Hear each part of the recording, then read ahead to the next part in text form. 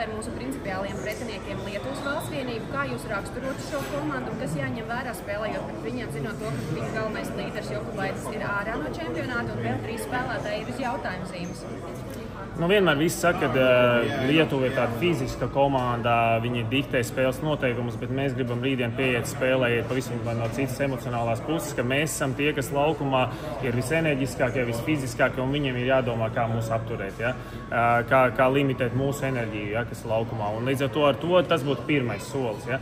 Protams, ka komanda ir ļoti disciplinēta, tādā ziņā, ka pie ko treneri kurtināja šī diezgan skaidrs zīmējums, kad Valančunas ir laukumā, visi spēliet caur viņu, kad Valančunas nav laukumā, tad spēle vairāk strādā no aizsardzības. Viņi spēlē aktīvu, enerģisku aizsardzību, kurā pāriet uzreiz ātrajos uzbrukumos. Viņi ir 4. labākā, ātrākā komanda čempionātā, iet ļoti daudz pēc atlaigošajām bumbām.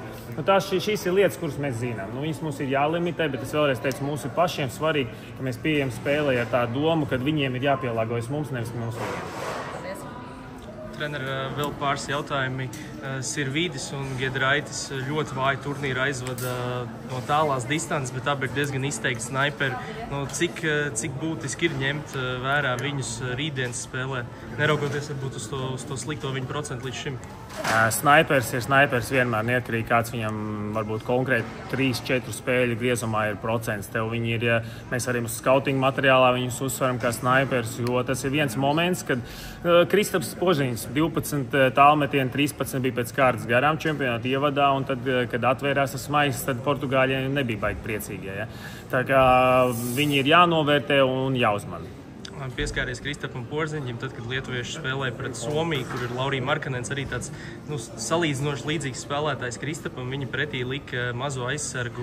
Vai mēs esam apsvēruši, ka iespējams rīt varam sagaidīt potenciāli kaut ko līdzīgu, un kas varbūt būtu tās pretzāles? Tas uzreiz ir kaut kāds Kristapa meklēšana postā, viņa nostādīšana bez bumbas kaut kur labās pozīcijās. Kā jūs to redzat kā treneri?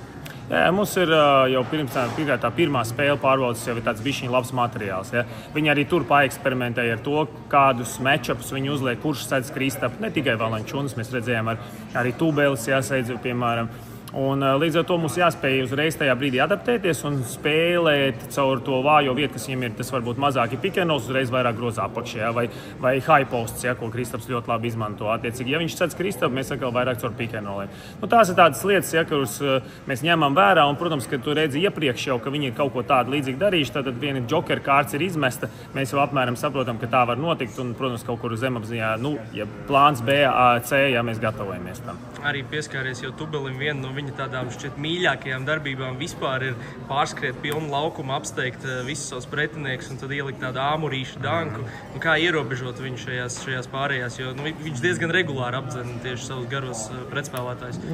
Ne tikai viņš, protams, ir tas, kurš to rimrantā līdz groza apakšai, bet viņam vispār ir tendence īpaši, ka viņi spēlē bez Valančunas, ka viņi spēlē no tās aizsardzības, mēģina pārķert, mums ir ļoti rūpīgi jābūt ar bumbām, ar bumbu, nedrīkstam kļūdīties, un tā pārēja no aizsardzības uzbrukuma ir ļoti ātri, un viņiem ir zaļā gaisma metējiem izmest no brīvos 3-punktu metienas, vai ka Tūbelim skriet groza apakšā, tā kā tas ir mūsu atbildība izdarīt labus metienus un būt rūpīgiem ar bumbu. Ja atceramies to pirmo pārbaudas spēli, viņi vismaz sākumā ļoti daudz samets ar mūsu pick-and-rolliem. Tieši Jokubaitis pustālos bez driblu, tur no Elkonīšiem. Tagad viņš nebūs. Mēs varam sagaidīt kaut kādu pavisam citu spēli no viņiem, ņemot vērā, ka varbūt nav vairs tāds izteikts vadošais bumbas pārvaldītājs, driblētājs, kurš ļoti labi spēlē pick-and-roll. Vēl Līčka joprojām ir viņam, kurš ir tāds organizētāja tipi, kurš spēlē uz komandu. Viņam noteikti saglabāsies to, kad viņi spēlēs caur Valančunu, kad viņš ir laukumā. Visa komanda viņu meklē, ar to jārēķinās. Bet tas kopējais spēles stils Kurtinaitim nav mainījies ilgu laiku. Viņi ir ļoti disciplinēti, komanda zina, uz ko mērķēt, meklē pretinieku vājās vietas, jeb savas stiprās, un meklē pretinieku kļūdas aizsardzībā. Tāpēc viņi kustās ļoti daudz no malas uz malu. Mums vienkārši jābūt disciplinētiem, tajā brīdī nedrīkstam pārspīlēt ar dziļām palīdzībām, kā jau tu minēji. Viņam nav tik daudz tie kreatori, vairāk jāspēlē, jāliek viņam izmantot viņa individuālā meistarību.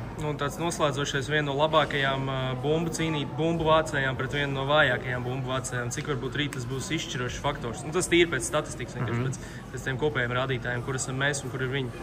Mums vēl ir secinājums viens, mums ir ļoti liels potenciāls uzlabot savu stāvokli tabulā šajā konkrētajā statistikas rādītājā. Es ceru, ka mēs rītdien to izdarīsim. Mums tas jāizdara. Super, paldies!